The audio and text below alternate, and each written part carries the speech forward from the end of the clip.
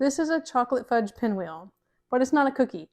This is a old-fashioned chocolate fudge nougat confection that my grandmother used to make every year at Christmas.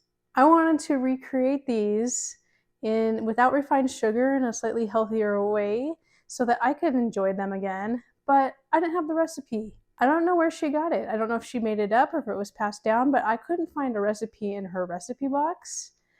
And I looked online and I could not find anything that was exactly like this or some kind of similar, but none that are this recipe. So on this episode of Kitchen Alchemy, I had to play a little bit of kitchen detective. But let me show you how I came up with this delicious confection.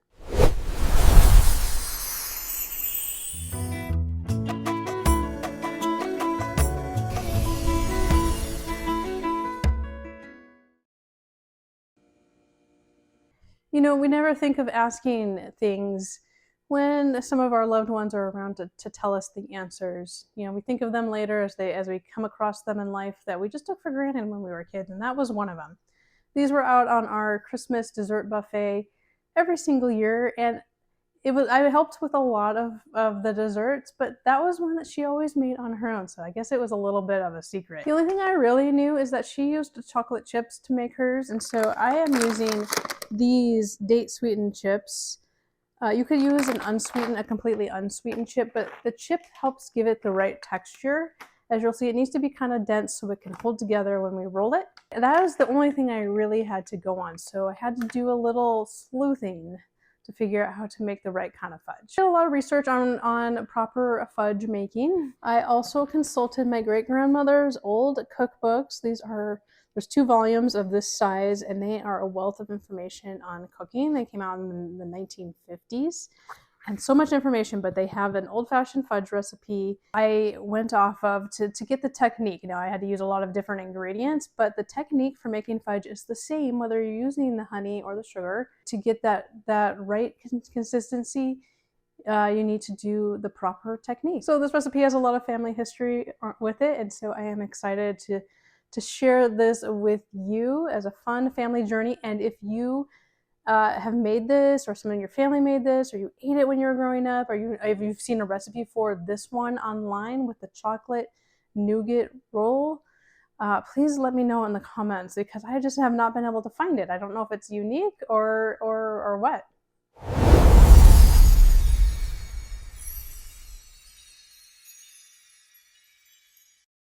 I'm going to start out by making the base of our fudge, which is a sweetened condensed coconut milk. I'm using my simple coconut milk, no gums added, to get started. I'm just going to put this in a pot and I'm going to bring it to a boil. And I'm just going to stir this occasionally over medium heat. Once it boils, I'm just adding in 1/2 cup of honey, and then I am going to reduce the heat to low, stirring occasionally, and I'm going to let this simmer for 20 to 30 minutes until it reduces by about half and starts to thicken. Once it's reduced and thickened, I'm going to remove it from the heat for a few minutes. You can see that it's thicker, it's reduced, and it is a nice caramel color. Now I'm going to stir in 1/2 cup of my chocolate chips and 1/2 cup of cashew butter, and then I'm going to put this back on the heat. Just getting this pretty thoroughly mixed before we add it back to the stovetop. I'm going to stir this over low heat again. Make sure it is low. We do not want it burning to the bottom.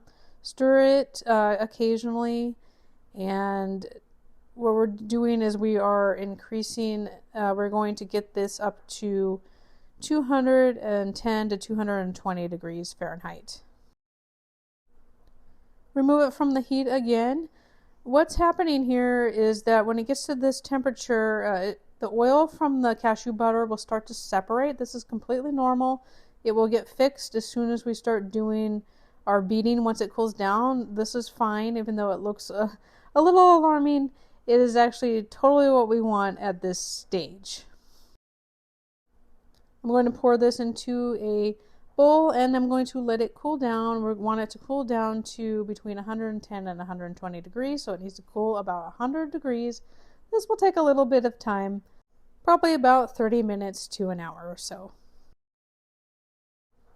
All right, I'm at the right temperature now, so I'm going to go ahead and add my 1 teaspoon of vanilla.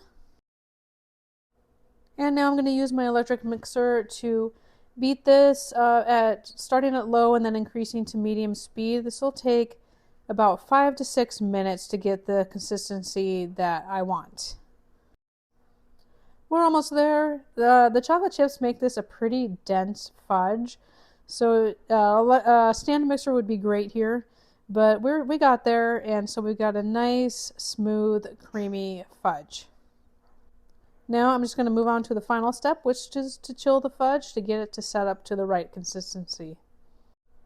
I've lined an 8x8 square pan with some parchment paper. I clipped the sides to keep it from folding in. And you can see that the fudge is very thick, so I'm just going to smooth it out in here. It's not going to fill up the full pan, that's fine. And then I'm going to chill this for several hours to overnight before we get it ready to make the pinwheels. While this chills, let's talk a little bit more about the history of fudge. Fudge has got its start actually in America, in the U.S. in the 1880s. It was first published in a recipe from Vassar College, and it really caught on in women's colleges at the time. They would make a lot of different kinds of fudge and give them as gifts and stuff like that. And then eventually it just caught on as something to use at Christmas because homemade candies and confections are popular at Christmas time. So that's pretty basic history of fudge. And then it really started to catch on from something being that people made at home to fudge shops. As I just mentioned, those fudge shops have so many kinds and they seem so good. There was one at the Seattle Center that just, when I was growing up, it had so many kinds, and they'd let you try some when you went in there, and we usually would buy some. And I really missed that. So that's another reason, besides wanting to recreate my grandmother's recipe, is I just wanted that classic fudge taste and feel. The texture is very important too when it comes to fudge.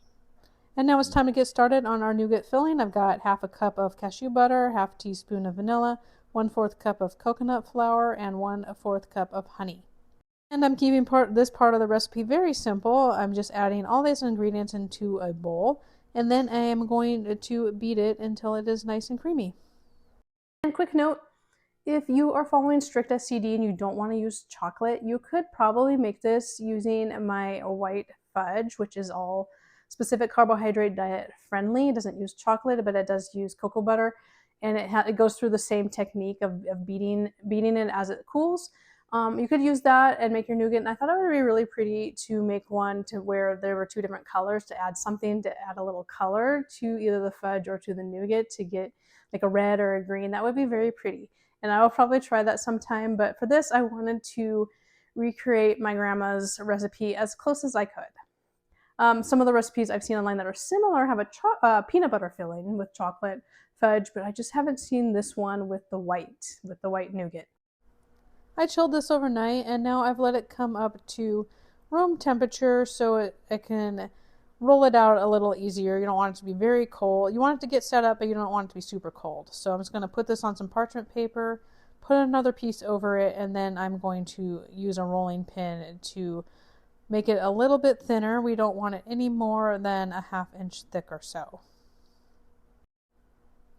Once we get it rolled out, we can just peel back the parchment paper and smooth it out a little bit with our hands to get it just right. It does not need to be perfectly shaped or anything. It will roll just fine like it is here. And now I've got my nougat. It is also room temperature. You don't need to chill that ahead of time. And now I'm just going to carefully spread it out over my fudge. I've got this spread out as evenly as I could, and now comes the part where we are going to roll it up. So you're just going to very carefully roll it up. And also, if you're using gloves like I am here, it is a little less messy, but make sure you are using gloves that are not powdered. So we're just going to very carefully roll as we peel back the parchment paper until we get it all the way to the end.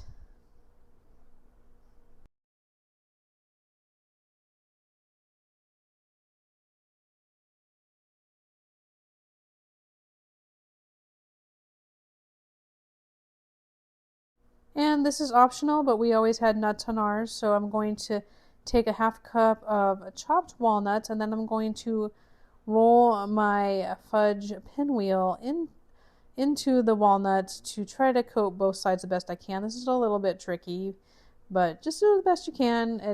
Perfection is not required here. And last step, I am going to roll this into the parchment paper so that I can chill it to let it firm up again. It gets a little bit melty as we're working with it, so I'm just going to chill it again. It's firmed up, and now I am ready to slice it. All right, look at that. Oh, it's a perfect pinwheel. Looks great. I am so excited about the way this looks. This looks exactly like I remember it, so I can't wait to try it.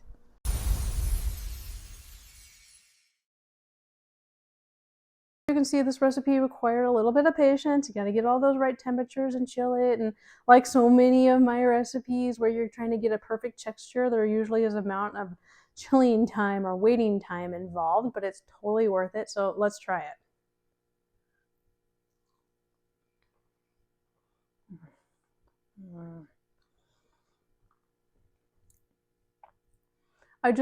I can't even believe how good this came out, how much like it came out just so perfect. That fudge flavor, that fudge texture with the nougat, so good. Definitely, and if you just want to make the fudge, this is just so good. Worth it, worth recreating that Christmas tradition that I grew up with. Love it.